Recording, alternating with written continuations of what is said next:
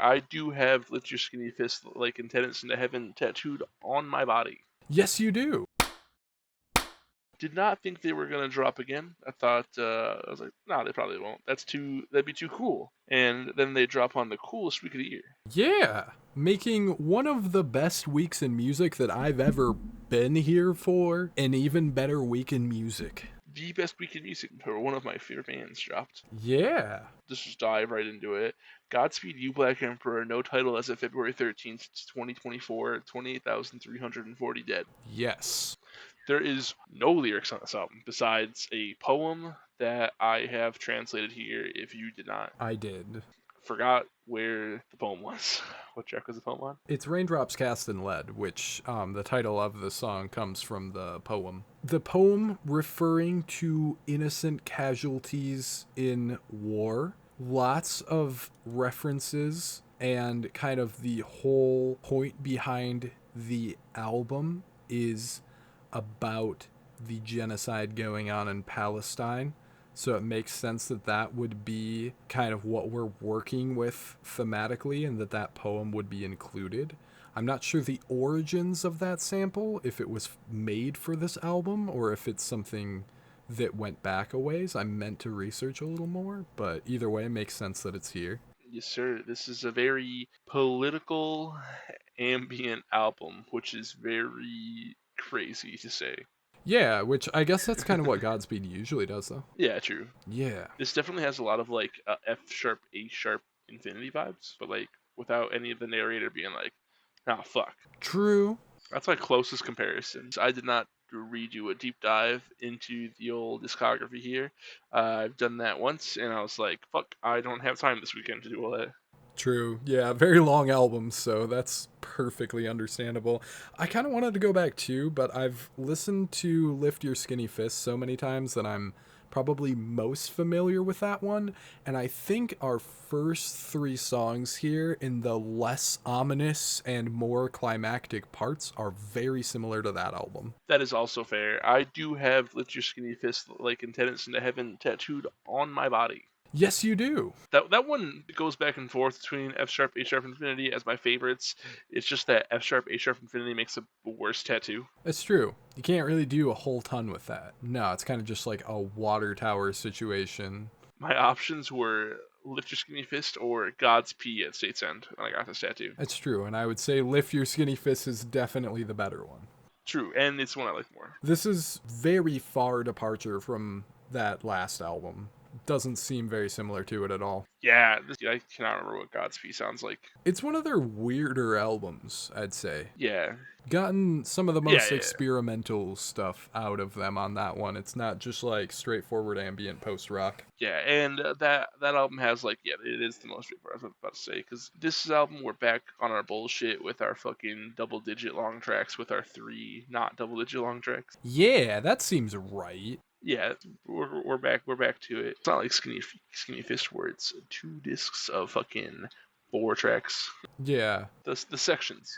They like to do their fucking sections, but this one felt like it was all one piece. Fucking a linear story versus like 2 separate sections that I usually see in Godspeed's work. I guess. Because like it all leads into each other. Here, I think my easiest fucking one is "Slow Riot" for New Canada, where it's like you got the fucking ambient bullshit with Moya, and then you got Bailey Blaze Flanagan the third.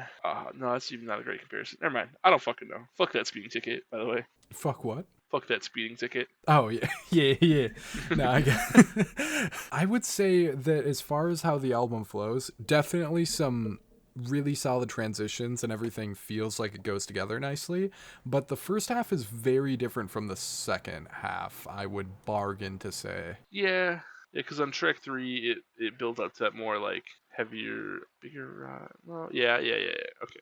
No, I stand by my statement. I feel like it's all like in a row. Like, yeah, the second half is more classical, but it feels like the same story. I guess that's what I'm trying to say. I can kind of get what you mean. Same location. It's really hard to talk about this band without sounding like a complete fucking dickhead. You can, yeah, dive into pretentious territory pretty easily, but I think it's totally fine to with a band like this. all very abstract sonically. They have 9 members. I never noticed that. Is it really that many? I've never really looked into that. Yeah, dude. Sounds like it. It's like how Swans had a bajillion people on stage playing 13 instruments apiece. Fucking yeah, dude. You need it for this much going on. Yeah. Yeah, you really do. I guess what I mean with it kind of feeling like two halves is that the first 3 songs I would liken the most to what is the other one? Dude, Yeah, yeah. dude, it's so, hard. so the first 3 tracks I would liken the most to Lift Your Skinny Fists, and then the second 3 tracks I would say are kind of more in line with something like Alleluia Don't Bend Ascend, where it's very dark and ominous and gets you in a darker feel, I guess, rather than getting these big, huge crescendos. That's a valid take. Yeah, and don't get me wrong, those ones still get loud and they get more dynamic as they go along, especially that those last 2 tracks. They feel darker, and those other songs start on a more ominous mood for sure, but they eventually get into something very bright and more focused on an explosive energy. That's how I feel about it. Yeah. Yeah. I'll hand it to you. I'll hand it right to you, Series.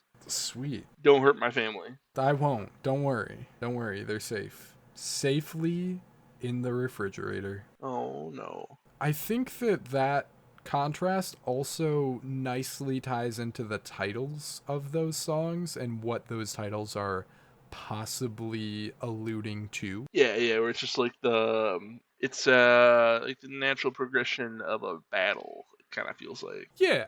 Yeah. I could go on and maybe it's all a stretch. I feel like the back half of this album kind of represents a Western media take on what's going on in Palestine and the way that it's framed to us. Yeah. Especially with Pale Spectre takes photographs section of it. Yeah, the Pale Spectator takes photographs. Obviously, that kind of alludes directly to that.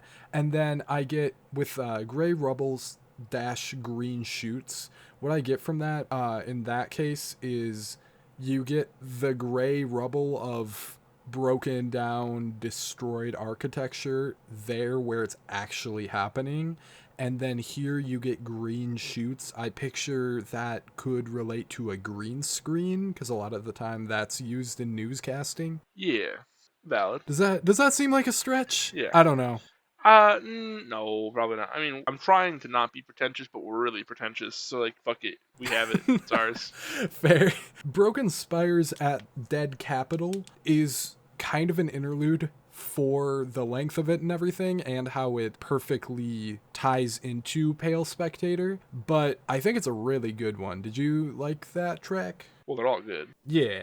That one was my hardest one to take notes on because it was only 3 minutes. But I'm trying to. Is it like a fucking money thing and the word capital there? It's like, oh yeah, war, money, war, bad.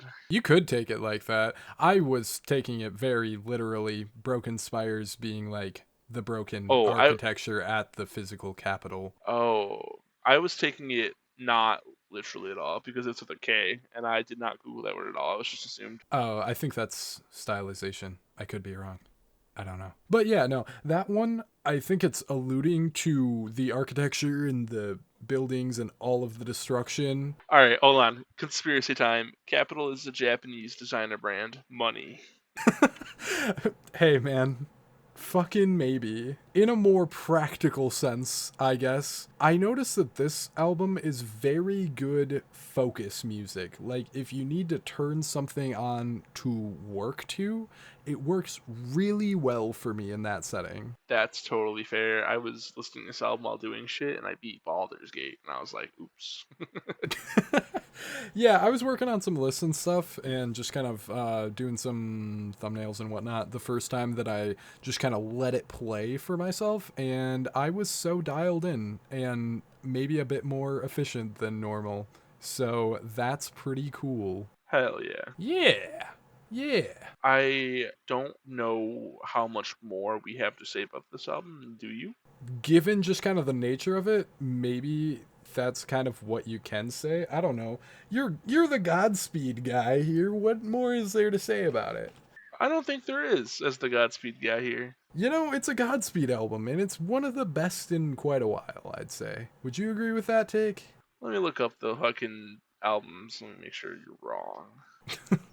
Yeah, it's probably the best one since Don't Bend Descend. I agree. I agree. That's exactly where I'm sitting with it. So, really solid return to form. I think that's a cold take. Oh yeah, that's a super cold take. We're cold as hell on that. Honestly, right now the user score is saying that's better. It's the best Godspeed album since Lift Your Skinny Fist, but that score will go down to about 86, 85 probably over the course of the week. For right now, as time of recording, it's at an 87 to a 2,400 ratings. Though that is the most ratings a Godspeed album has gotten since Lift Your Skinny Fist. True. To match our really cold take with a hot one that I'll throw out there real quick, just to make things balance in the universe. Ice Cube on the Stove. Let's hear it.